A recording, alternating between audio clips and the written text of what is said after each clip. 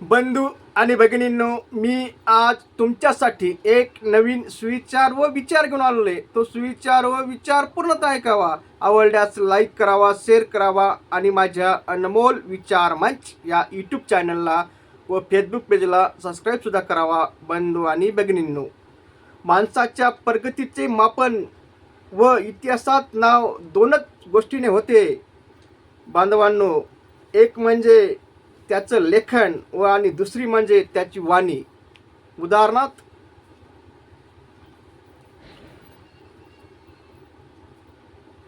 महामानव, क्रांतीसूर्य, बोधिसत्व, परमपूज्य तथा सर्व बहुजनाचे उद्धारक डॉक्टर बी.आर. आंबेडकर यांनी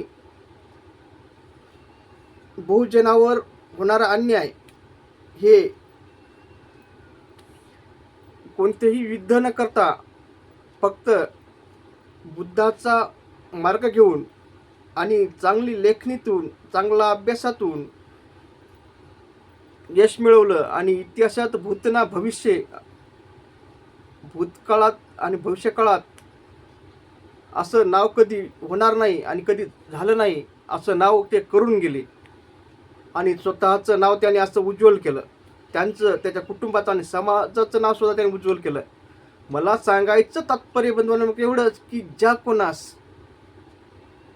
प्रगतीपथावर जात असेल त्यांनी स्वतःची वाणी आणि लेखणी जर चांगली ठेवली तर माणसाचं नाव हे इतिहासात होऊ शकतं.